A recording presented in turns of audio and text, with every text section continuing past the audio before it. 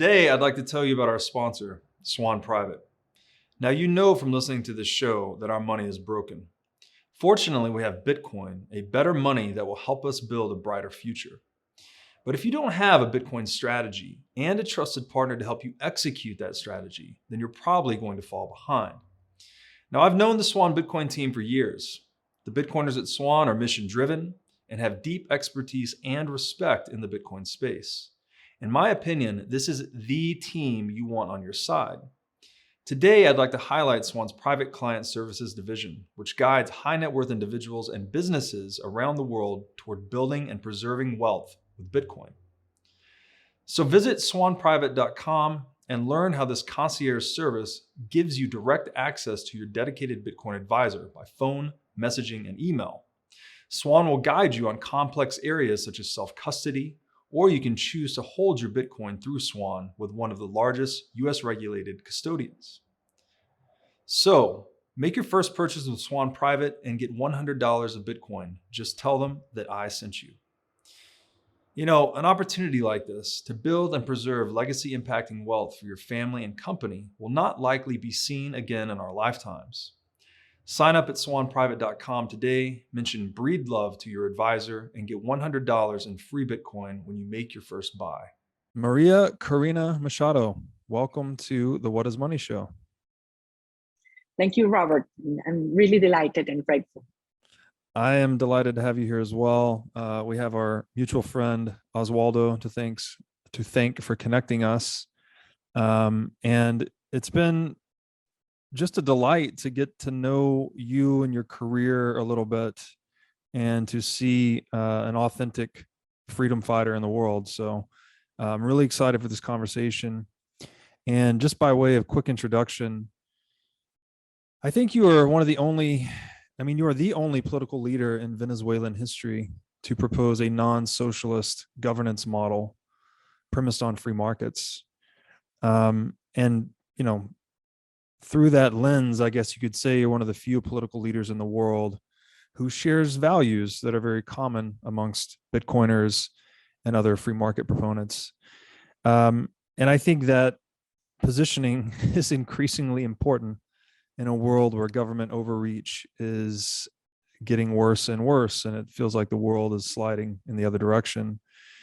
So all that said, I would love, as I understand it, you're born and raised in Venezuela.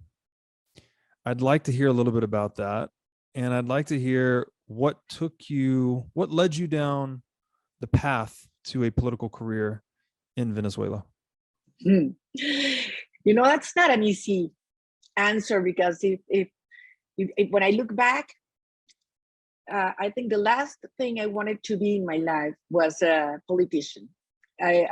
My generation grew with deep distrust towards politics and politicians. And to some extent, I thought that it meant, you know, compromising your values, getting involved in politics. And since my family is a family of businessmen and writers, and my dad has always taught us to have a deep responsibility towards our country. But the way we could serve was, you know, creating wealth, employment, and being, you know, honest, responsible citizens, but never get involved into politics. So 24 years ago, life of Venezuelans turned upside down because Chavez came to power, and we realized that all the bad practices that for decades we had seen in Venezuela of socialism, militarism, centralism were going to be exacerbated by an individual that clearly was linked with communist forces and criminal forces around the world. So at the end, I realized that you cannot live in capsules, and seeing your country simply fell apart. So I made a tough decision, one my family didn't like, and at the beginning didn't support me. And I said, I cannot keep on complaining. I have to do something about it. And if I want things to be different, I need to give it a try. So it was, those moments in your lives that perhaps you don't realize that it will make a difference forever. And even though, Robert, that it has had a very high cost for my family, because we are facing a criminal totalitarian regime which has devastated Venezuela, and it's a transnational project supported by international cartels and all sorts of different criminal forces. I would have done it all over again, because at the end what we're doing is, giving a lot of sense to your life.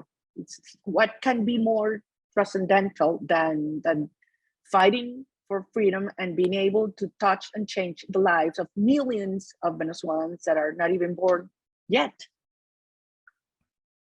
Beautiful, and amen to that. It's definitely a meaningful pursuit, although I know it has not been an easy road. What I'd like to do here is just list a few of the things about your life so people can get a better idea of who you are and what you've been through. So the BBC listed you among the world's 100 most influential and inspiring women leaders, rather, in 2018. You are the most voted member of Congress in Venezuelan history.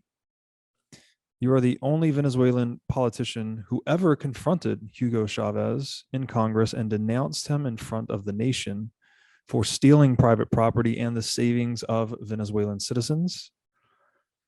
You're also a Congress member who has served the least number of days as an MP. Shortly after the Chavez confrontation, you were stripped of your post, even savagely attacked by another MP during a parliamentary session, and that resulted in multiple facial bone fractures.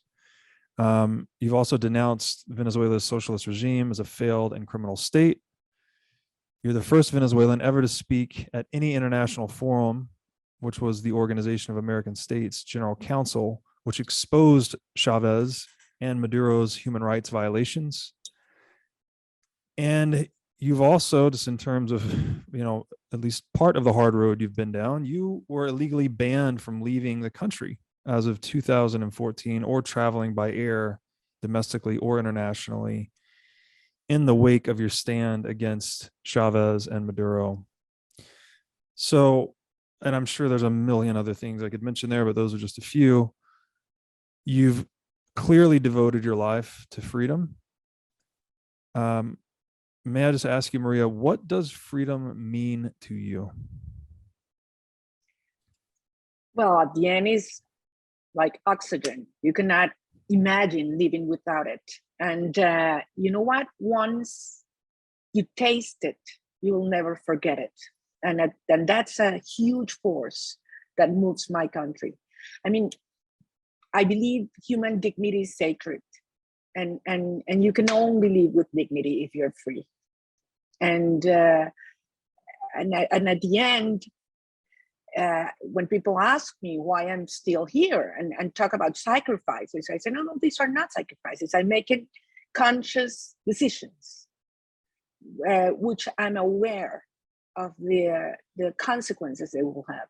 But I cannot imagine my life without freedom or any other place that's not Venezuela. So I have no other option than to do what I'm doing. And I have the confidence, Robert, that we will be able to transform this country and give our future generations a nation that give them opportunities to live their life with freedom and dignity. Yeah, beautifully said. I'm reminded, I once read about the paradox of freedom, that once you establish a wide range of options for yourself, if you're so fortunate to discover the one thing that you can't not do, you end up very devoted to a singular path. And it sounds like perhaps you've been down that path where you had a lot of decisions to make and you chose freedom. So, and to that end, you've got a lot of accomplishments here. I'll just name a couple of more. You're also one of the few Latin Americans ever to be rewarded the Cadiz Freedom Award, the Charles T. Manat Award, and the IFES's Liberal International Prize for Freedom Award. So your work has certainly been widely recognized. And you also founded Vente, which is Venezuela's first pro-free markets political organization. Can you tell us a bit about Vente's operations and its mission? Sure. Actually, we just had our 10th anniversary a couple of weeks ago. And when I look back, I remember a lot of people telling me, well-intentional, that I was simply crazy, that there was no way free market, pro-private property, pro-limited state party could have, actually massive support in our country. They used to say that ideas will never go up the hills, which it's because the slums, the very poor neighborhoods in Venezuelan cities are up the hills. And I remember I used to think they don't understand a bit what truly Venezuelan people are thinking. I mean, Venezuelan people are good-hearted, hardworking individuals that treasure what they get, what they own. We value our family and our values. And we are, people generous and with a lot of solidarity. And I think open markets are the system by excellence that works on cooperation. So I was convinced that after decades and decades of socialism and living the kind of poverty and violence and darkness that these systems bring, our country was absolutely ready and eager to hear something different.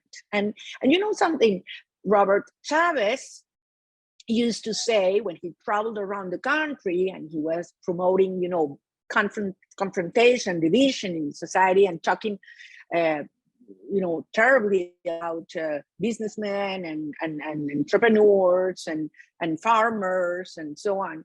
And he used to say, being rich is bad. It's bad to be rich. Ser rico es malo. That was like his favorite slogan. And I realized that when I started talking to people, the same people that used to applaud Chavez some years before, I stand in front of them and say, no, being rich is good if you understand that it comes from your work. And I'm not talking about exclusively about material wealth, which of course it's good and it's needed, but also cultural wealth, as we call it, riqueza intelectual, intellectual wealth, spiritual wealth, cultural, and people cry, actually cry. Their faces, lighten when I tell them that in the society we're going to build together, they're never again will have to lower their head or silence their feelings to get a bag or a box of food, which is the kind of social program that this socialist system put in place in order to have people absolutely dominated and controlled, and then you end up giving your own dignity, so in order that your children can have some food. So when I started saying these things, believe me, Robert, it was kind of, very unexpected. Nobody, there to speak out and say, I do believe in capitalism. I want a society of people that are, owners, not only of their, assets, but of their destiny. And it's really important to here insist that it's not only a matter of having the right for private property, but really building up, designing a society in which those that are in the political or in government posts do not have the regulatory power to control all sectors of society, because at the end you might have assets, or you think you have assets, you think you have property, but the government has the power to take them away through different vias, no, different mechanisms. Some of them is, roughly simply grabbing them and expropriating your companies or assets, but it's through inflationary confiscation of the city's citizens. It's by taking away even your savings, your pensions, which is something, unfortunately, that's not only taking place in Venezuela, which is obviously accepted as a socialist and criminal regime. This is happening even in G7 countries, in which workers do not have access to their own pensions that are theirs and that they work all their life for. So, I mean, this is a moment in which I think we need to have a huge educational movement and effort to have people understand what's truly going on in Venezuela and elsewhere. Yeah, so true. I mean, the fact that government bureaucrats have demonized wealth while at the same time, bending the rules to accumulate as much wealth for themselves as possible has been a real problem. And to your point, wealth is what solves problems, right? When we create more stuff, we increase our standard of living. This is how we become civilized over time. And to that end, freedom is what generates the most wealth. That's what a free market is. This is not only logically true, but it's what we observe across history as well. And as long as private property is strong, then you want as many rich people as possible. That means people have gone into the world and created value for others and become rich through their work. It's only when that property, as you said, the state can just violate property. That's the problem, right? You don't want to break the integrity of the relationship between people and the fruits of their labor. And so clearly Venezuela has been the victim of just socialist devastation, right? That seems to be what's happened over the last, 50 some odd years. How did this happen? Because Venezuela, I guess 25 years ago or so was a shining, the GDP per capita was roughly 1/2 of the US. It was one of the most burgeoning economies in the world, has abundant natural resources, which we can talk about later. But how did we slide from this? Venezuela is one of the better countries in the world, one of the richer countries in the world, to where it is today. Well, that's a question that hurts badly, because in effect, when you think that Venezuela is a country that has the biggest oil resources in the world, and today we have over 95% of our population living in poverty, and 3 out of 10 children under 5 years old have malnutrition.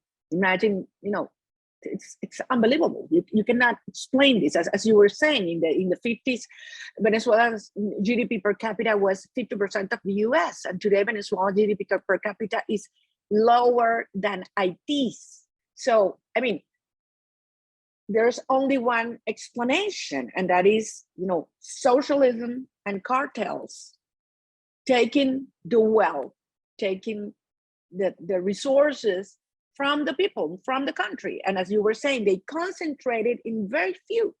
And what's horrifying is that the other side of the coin of what you were saying before, in terms that, as long as people are educated and can be productive and can have, their own assets and properties, and then can produce, then a society evolves.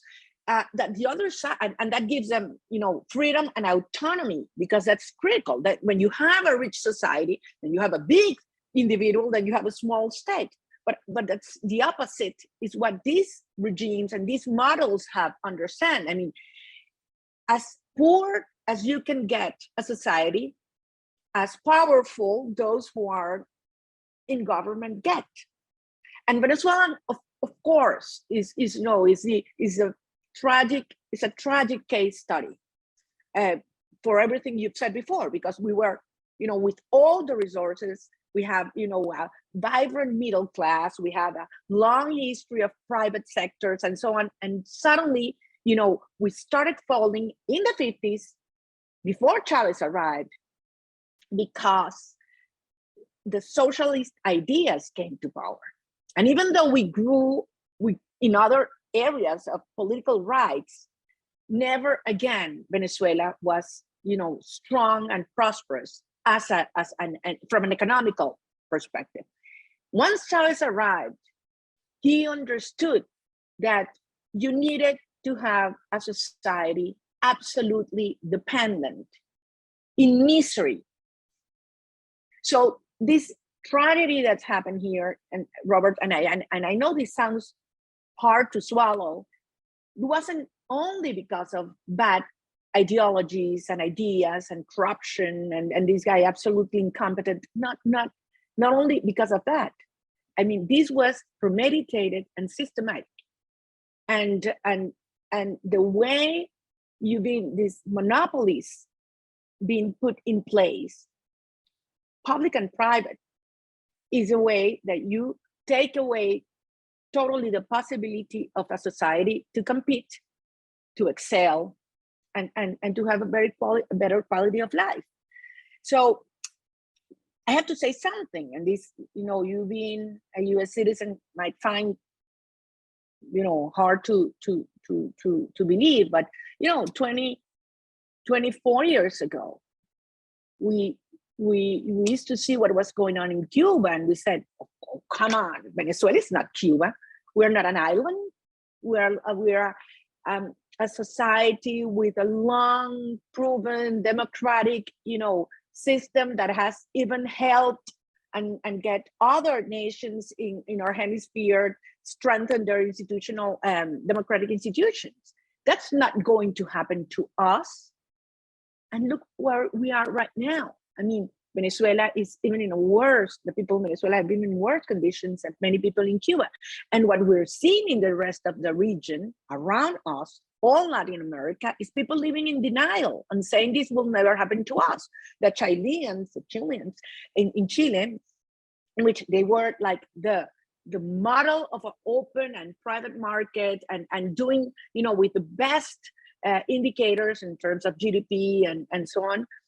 So never thought that this could happen to them. And now they're going down also the way of these socialist models that, arrive talking about, how they will have social justice and they will take away things from the rich and so on. At the end, they take away from everyone just for them. And as you say, this is obscene wealth, and that of course is not invested in the beneficiary of benefit of our society. And sorry, but I want to say something. What I'm saying is, no country is immune to this kind of system and to this kind of ideas. And even the country that for us is the leaders of the free market and the free world, even in a country like the US, those risks are clear and present. Clear and present indeed. And I think people are feeling it more and more. There's always been this American exceptionalism in our culture where we've always thought that it could never happen here. But that's slipping. It is slipping as government becomes, again, just engages in more and more overreach. And, that the theft, the violation of private property, which are basically the same thing, that's what corroded Venezuela over the past several years. Well, look what every country in the world is doing right now, right? It's rampant monetary inflation. That's all a violation of private property. It's funny to me that people don't understand that more. It's like printing money is stealing. That's all it is. So if you think that your country is not Venezuela or it can't happen at home, I almost guarantee you, wherever you live, go look at what your central bank is doing right now. They're stealing from you by printing money. I virtually guarantee it. I don't think there's an exception to that claim. And I'll give you just one figure, Robert. Imagine in Venezuela what has happened to us in the last 9 years since Maduro came to power. Remember, Chavez died and Maduro took over. Since he arrived in 2013 to nowadays, inflation in Venezuela has been 174 million. They have taken away from our currency 14 zeros, what they call reconversions, or it's exactly what you're saying. I mean, they're stealing people's hardworking, honest people's money. And as you say, people don't realize that this is even worse than when they take away, your company's with expropriation procedure. I mean, because it's subtle, but it hurts all society, and it's done on purpose. And that's what we have to understand. Yes, and it is subtle, but that the fact that inflation is a less visible form of property violation Exactly is what allows it to be perpetrated at such a large scale and so persistently. Even today, I mean, I talk to people on Wall Street, they don't understand that printing money is theft. Like, it's a real, we're almost like caught up in a lie as a species. We think we can print money to solve problems, and it just doesn't work. And, to your point, to have that big individual in a small state, that's the path to prosperity, right? You need big individual, meaning strong property rights, respect for life and liberty. But that big individual dynamic, that implies a great deal of independence for the individual. And so it seems to me like that's why government tries to push it the other direction. They try to create individual dependence to prevent the cultivation of individual independence. And it is just such a self-defeating effort ultimately, because you're cutting off the branch on which you rest, basically. If you're not giving power to the individual to create wealth, well, then there's no wealth to steal. And so this is the destructive cycle that governments get into. Now I'd like to tell you about a great new Bitcoin show on the scene that you've got to check out. Brought to you by Swan Studios and Bitcoin Magazine, this show is Hard Money with Natalie Brunell. Natalie is an Emmy-nominated journalist bringing unparalleled experience to the Bitcoin media scene. And personally, Natalie is one of my favorite voices in the Bitcoin space. Each week on Hard Money, you'll get the top headlines of the week with analysis you won't find anywhere else.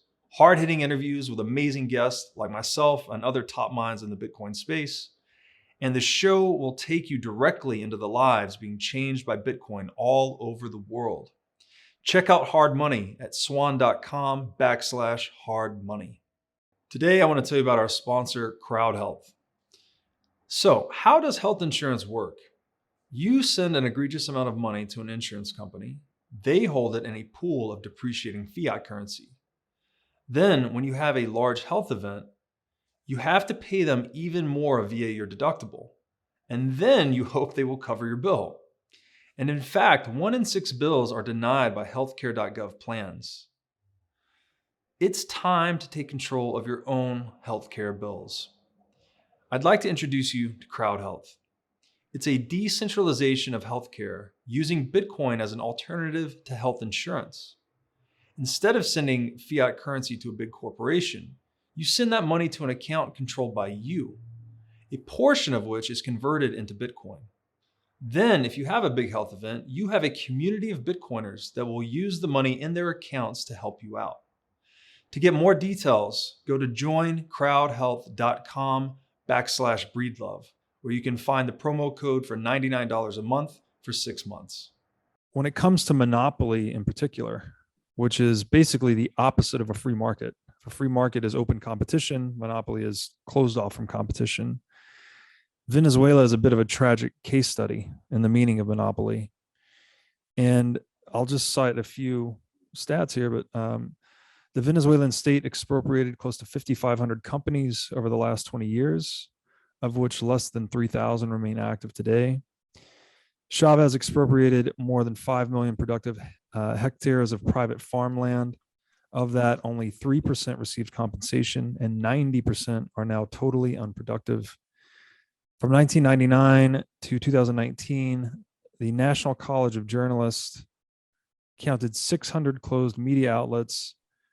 There's been a dismantling of pension fund reserves. There's been a dismantling of purchasing power through debt and inflation, as we just described.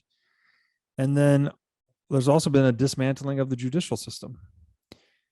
And I mean, it's just so bad. Sorry, I'm a bit overwhelmed here.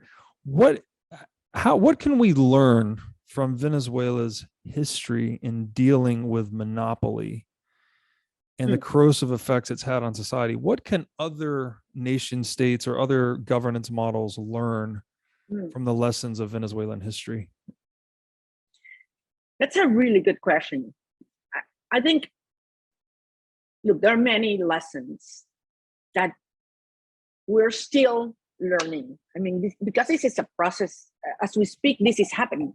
You know, I'm here in Venezuela. I've been banned from leaving my country since 2014, and I'm here because I think this is where I'm more useful to our cause, because I trust our people. I really have confidence that we will overcome this, and Venezuela will be a model to be followed, not to be rejected or pitied like we are today.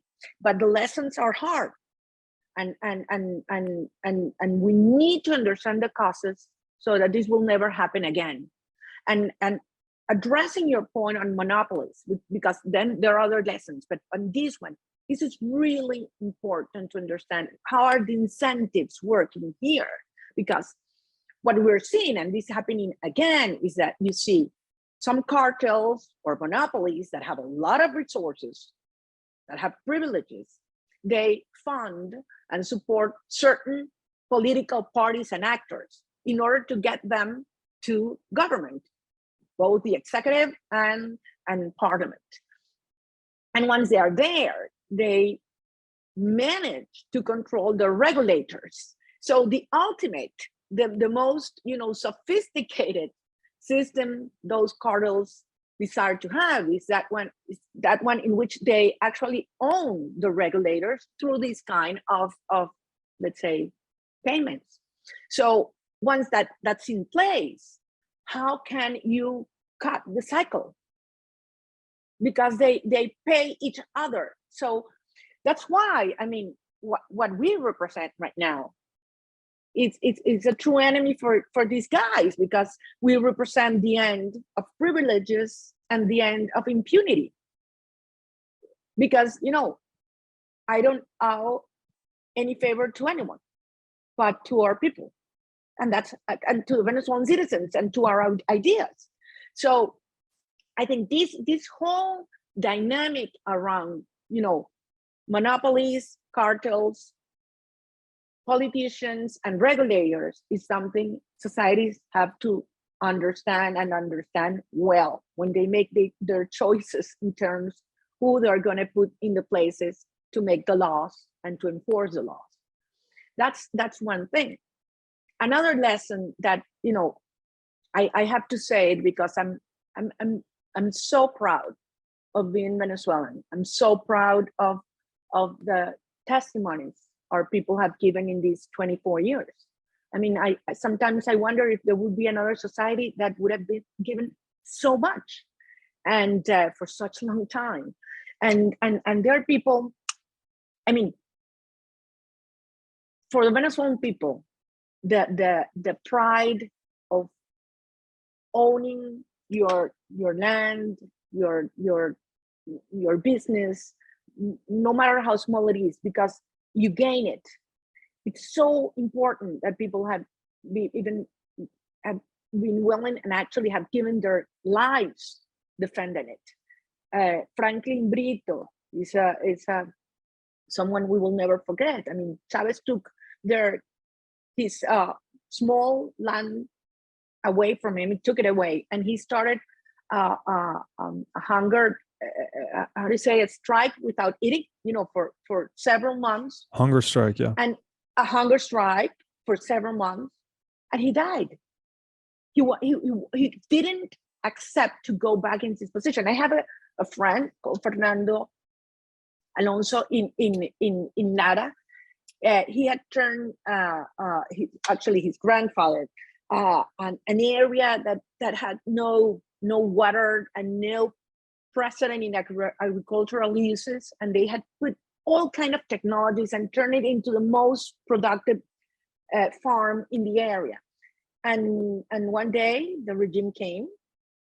His wife was pregnant. Fernando's wife was pregnant, and the regime came and said, "You have 12 hours to live. This is not yours, anymore. So you just have to go." And it meant such a humiliation, a shock to them, that actually he lost the baby. She lost the baby.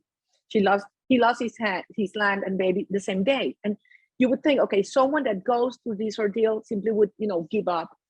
And from then on, he has transformed into an activist of, private property, private rights, and how to organize other farmers to defend their property. So, I mean, there's so many, as I say, testimonies of what our society is willing to do, and how profound the lessons have gone. That, and I have, not only optimistic, I have so much hope in what the kind of transformation we will manage to put in place in our country in a short period of time. Once we get rid of the regime, of course. Of course, yeah.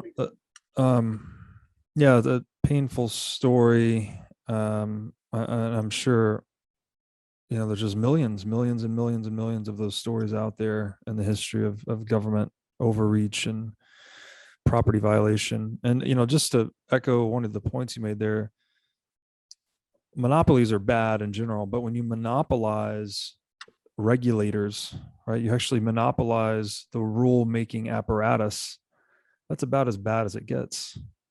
If you have the power to make the rules, that's equivalent to having the power to win forever. So if a regime can get into that position and monopolize the rulemaking apparatus, I mean, they're just going to victimize the civilization forever. So, and the final tool is a judiciary system, which in Venezuela's case, Chavez managed to absolutely execrate every single judge that was not absolutely loyal to him. So in a matter of 7 to 8 years, 95% of all judges were not permanent. And that's totally a violation of the law, but that it means that at any point, if one decision, the president, whoever is in power, doesn't like, they can, with a phone call, just get rid of them. So imagine, with that kind of autonomy, what law, what contract, what right could anybody have? Yeah, it's at that point, it's absolute power, right? It's absolute power, which of course corrupts. Absolutely. So you've got very deep roots in Venezuela. Clearly, you're very close to its history. How do you plan to make sure citizens won't be exploited going forward? Because this is clearly, there's a lot of challenges here, right? You said people are largely ideologically aligned with socialism, it sounds like, in Venezuela. But there's this long history of its abuse. So what actions do you actually plan to take to make sure citizens can become the big individual and the small state? How can you actually bring that into existence? Well, I realize that after, everything we've talked so far, you may think, well, Venezuela is condemned. I mean, what are these guys going to do? And on the contrary, I believe that those societies, such as the ex-Soviet republics, that have experienced the devastating consequences of communism and socialism, create, some kind of forces to identify in the future where not to go. And I think that nowadays, for the first time in Venezuelan history, a huge majority of our population rejects socialism or anything that looks similar to it. So I think we have a unique opportunity in our history to come up and talk with the truth and say to the people, to every single citizen, you can be the owner of your own destiny. But we have to change this. We have to get rid of these cartels, this mafia with their militias. And so is it going to be easy? No. We're facing perhaps the most dangerous, but at the same time, fascinating time of our history, because I believe we do have the conviction and nowadays the knowledge of what we're facing. Look, there will be an electoral process in 2024 in Venezuela. It's what the Constitution says. Of course, the regime has made fraudulent processes for over 30 past elections. So this is not something that's going to be easy nor peaceful. It's going to be tough, really tough. But we're willing to fight in any dimension, in any front. And I believe that we are better prepared than ever to come with our proposals and our ideas. And what do I believe on? And I believe in the individual rights. I believe that we have to totally change the relationship between government and citizens, which has been one of submission, and turn it around. In order to do that, I believe in meritocratic governance for all public service actors. I believe in the liberalization of all the economy, removing trade barriers and any kind of barrier to commerce. I mean, we have to really open the market. We have to go through privatizations of all public companies and enterprises and sectors, starting with energy, and that's something we should talk about because Venezuela's potential is huge in that matter. We have to remove the capacity of the central bank and others to money printing and discretional authority, and we have to open our country and create opportunities for every single person that has been forced to leave. 25% of Venezuelans have been forced to leave our country to come back with all their talent, experiences, ideas, and resources to invest in, which I think will be the biggest opportunity to create wealth in this hemisphere history if we do things right. So, that's what we're talking about. We have to dismantle socialism. We need to promote capitalism. We need to root out corruption and have a very total, efficient, and accountable government through digital transparency. And believe me, this, some people will say, are you going to do the whole transformation on one big let's say step, or should we go gradually? We don't have time. We don't have time to gradually, dismantle cartels and monopolies. We have to go all the way, Robert. And I think that Venezuela could then be what we mentioned before, perhaps the biggest opportunity, that tools that promote autonomy, independence, and the individual sovereignty, such as Bitcoin, can develop and boost. Yeah, it's beautifully said. And there's an old quote that gradualism in theory is perpetuity in practice. So if you don't take a hard stand against these predatory models of governance, I just don't think you can ever root them out. You know what? The corollary to that is people that talk about moderation, and they tell you have to be, equidistant. I don't know if that's a correct word to use it in English. In Spanish, we say equidistante, no? So you cannot take a radical stand. So I ask, okay, between justice and corruption, you want to be in the middle with that, Right, right. within, the right and wrong, you don't take sides. And when we are in an existential fight, such as the one we're giving in Venezuela right now, I mean, you do have to take stand.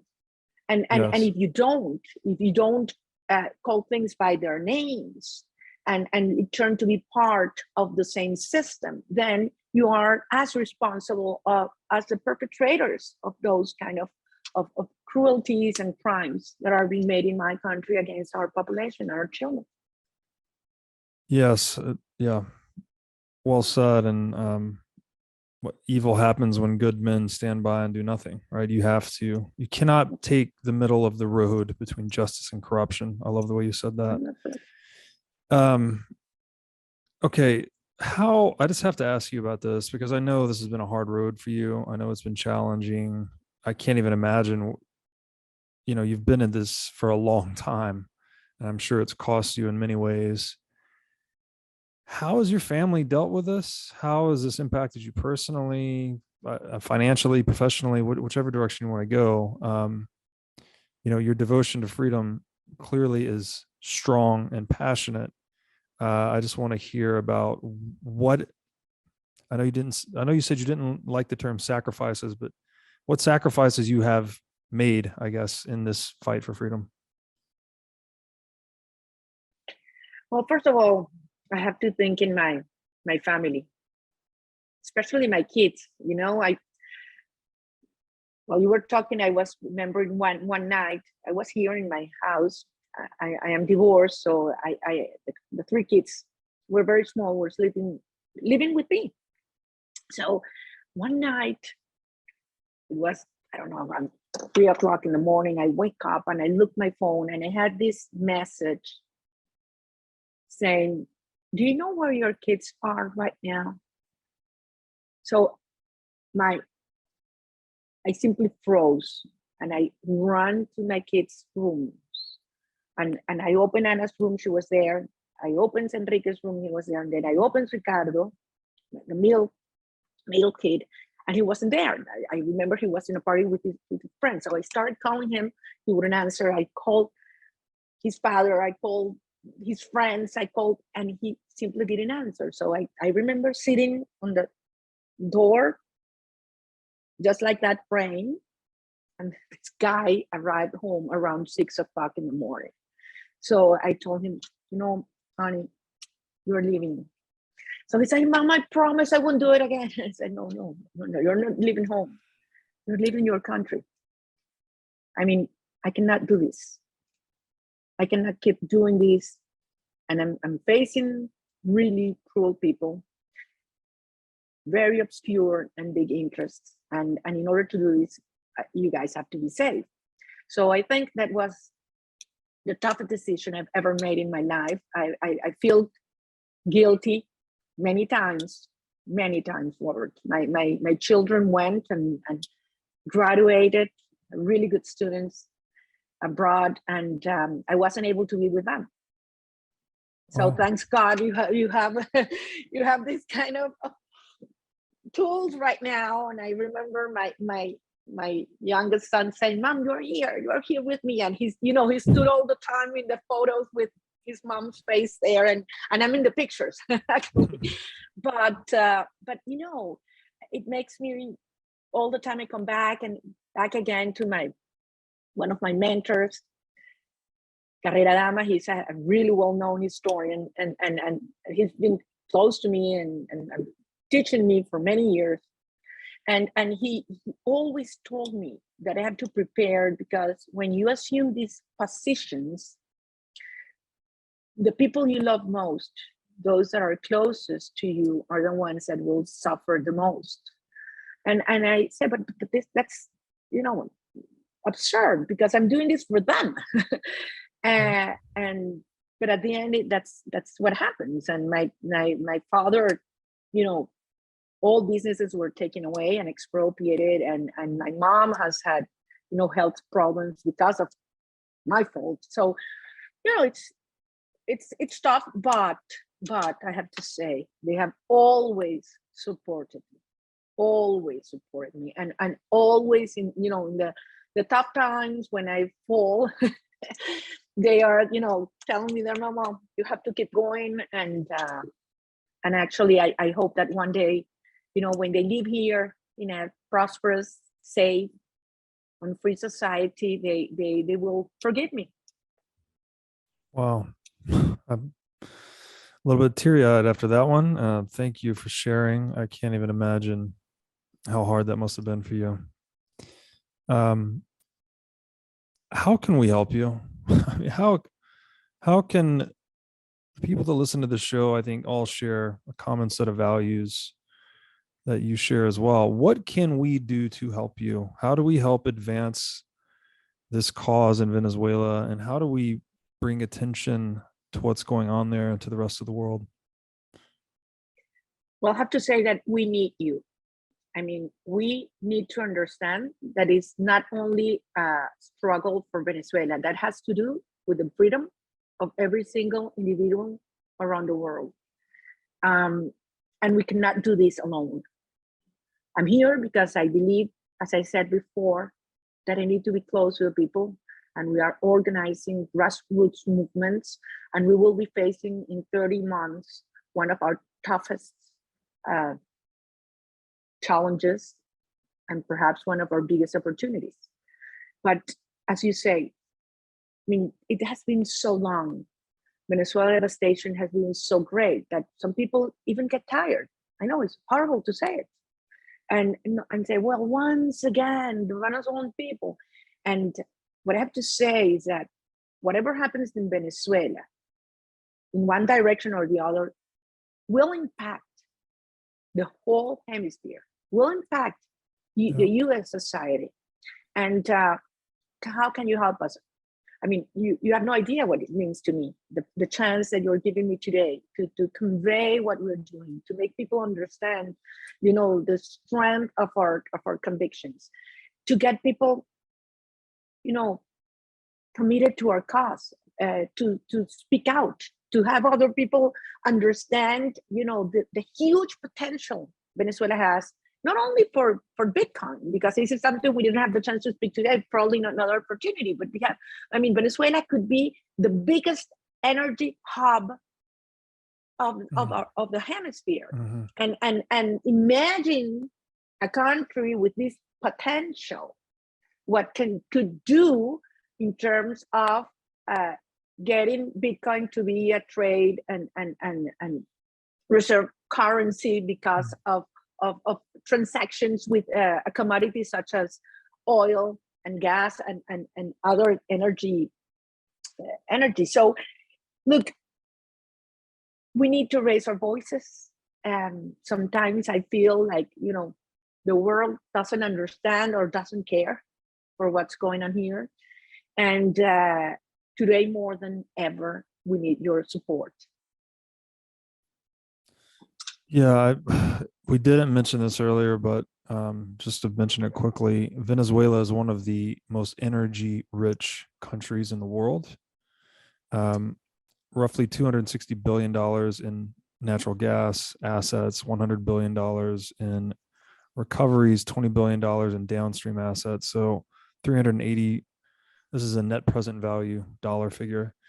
And yeah, clearly Bitcoin will play a big role there. We have reserves that turn out to be over 574,000 terawatts hour. That's 3.4 times the whole consumption of energy worldwide in a year. So imagine the potential Venezuela has in the future. But of course, in order to do that, we have to get rid of socialism, of criminal mafia and cartels, and get it done. Well said. Maria, I can't thank you enough for coming on and just testifying to what's going on here. I mean, we do need people to raise their voices about the truth of what's happening, about violations of freedom, about predations of private property. I mean, all of these things that make us civilized, that separate humans from animal, we're forgetting them, or I don't know, it's devolving quickly, and it is happening everywhere, to your point. So again, thank you so much for standing up and fighting for freedom. Could you please, just in case my audience doesn't know where they can find you, could you just let them know where they could go to find out more about you? Oh, sure. We have our webpage of Vente, which is ventevenezuela.org. Vente, VENTE, Venezuela, VENEZUELA. Ventevenezuela.org. And you will see all the incredible things we're doing, teaching people and promoting ideas of free markets and individual rights and the ideas that work. So, I once again am super grateful, Robert. I really admire your job, your career. I've been following you, and I am very optimistic in terms of what's going on around the world with projects such as the one you guys promote. I mean, this is an end of an era, and I think big changes will take place, and unjust systems will collapse. We will prevail. Beautiful. And I'm honored to follow my work. And yeah, I think Bitcoin is just indispensable to this movement for justice. So again, thank you so much. Thank you for your voice, and thank you for your work, Maria. Thank you. Take good care. See you soon.